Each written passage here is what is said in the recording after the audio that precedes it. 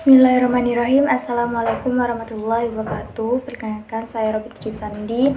Saya mahasiswi Institut Agama Islam Al-Qadiri. Nah, di sini saya akan menjelaskan mengenai telaah materi akidah akhlak kelas 7 bab 1 sampai 5. Di mana di sini untuk memenuhi tugas mata kuliah telaah akidah akhlak yang diampu oleh Bapak dosen Fikri Farihin MPDI. Langsung saja, di mana di sini yang pertama yaitu yang pertama mengenai akidah Islam. Nah, di mana di sini dari kompetensi intinya yaitu yang pertama menghargai dan menghayati ajaran agama yang dianutnya. Kemudian menunjukkan perilaku jujur, disiplin, tanggung jawab, peduli, toleransi, gotong royong, santun, dan percaya diri dalam berinteraksi secara efektif dengan lingkungan sosial dan alam dalam jangkauan pergaulan dan keberadaannya. Kemudian yang ketiga yaitu memahami tentang pengetahuan dan prosedural. Dan yang keempat yaitu mencoba mengelola dan menyajikan dalam ranah konkret, yaitu menggunakan, mengurai, merangkai, memodifikasi, dan membuat. Nah, langsung saja di sini pembahasan materinya yaitu mengenai yang pertama pengertian dari akidah Islam. Di mana di sini di materi ini peserta didik diberi pemahaman dasar tentang apa itu akidah Islam secara mendasar. Nah, yang dimana diterangkan bahwa yang dimaksud dengan akidah adalah janji atau keyakinan kepada Allah SWT. Menurut istilah akidah adalah satu pokok dasar keyakinan yang harus dipegang oleh yang mempercayainya. Kemudian di sini juga di buku ini di bab pertama yaitu menjelaskan tentang dasar-dasar akidah Islam, kemudian ada tujuan mempelajari akidah Islam, dan ada pengertian iman, Islam, dan ihsan. Nah, kemudian lanjut bab 2 mengenai sifat-sifat Allah. Di mana di sini di dalam materi ini anak-anak itu tujuan pembelajarannya yaitu anak-anak mampu memahami sifat-sifat wajib, kemudian mustahil, jaiznya Allah. Nah, materi pembelajarannya yaitu mengenai yang pertama pengertian sifat-sifat wajib, mustahil, dan jaiz bagi Allah. Di sini sudah dijelaskan secara detail mengenai pengertiannya. Kemudian ada pengertian sifat mustahil bagi Allah. Dan yang kedua pengertian sifat jaiz bagi Allah, dan yang terakhir itu ciri-ciri orang beriman terhadap sifat-sifat Allah. Dari pembahasan bab 2 ini sudah dijelaskan oleh pemakalah.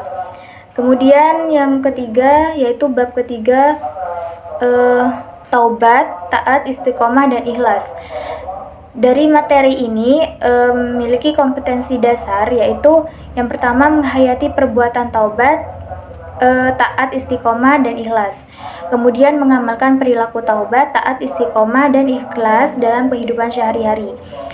Dan yang ketiga yaitu menganalisis tentang konsep, dalil, dan dampak positif taubat, taat, istiqomah, dan ikhlas. Nah, langsung saja di mana di sini materi yang dibahas yaitu mengenai bab 4 yaitu adalah adab sholat dan zikir.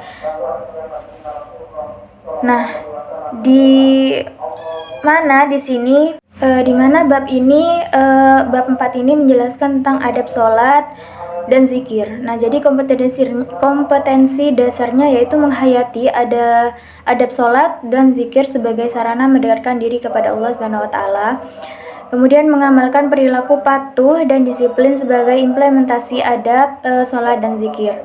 Kemudian menerapkan adab dan fadilah sholat dan zikir yaitu istighfar, sholawat, dan la ilaha illallah.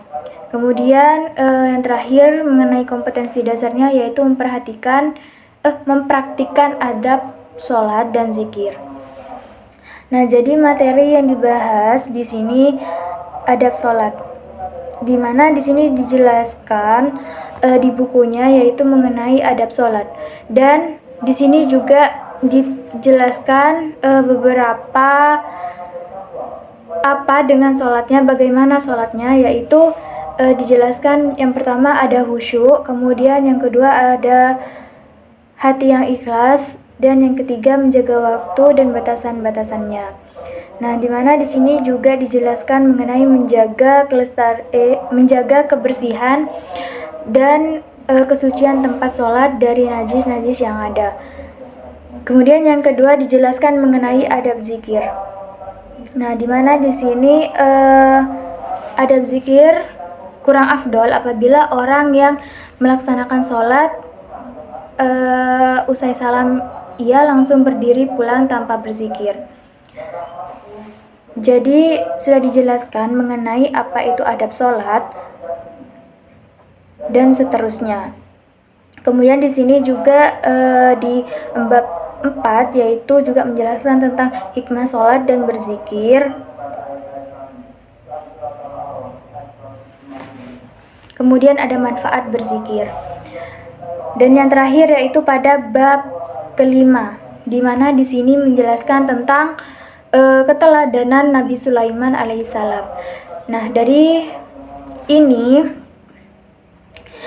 bab ini ada kompetensi dasarnya, yaitu di mana menghayati kisah keteladanan Nabi Sulaiman alaihissalam dan menunjukkan sikap kasih sayang dan tawaduk sebagai implementasi kisah keteladanan Nabi Sulaiman alaihissalam, dan menganalisis kisah keteladanan Nabi Sulaiman alaihissalam. Dan yang terakhir yaitu siswa harus menyajikan hasil analisis sifat-sifat keteladanan Nabi Sulaiman alaihissalam.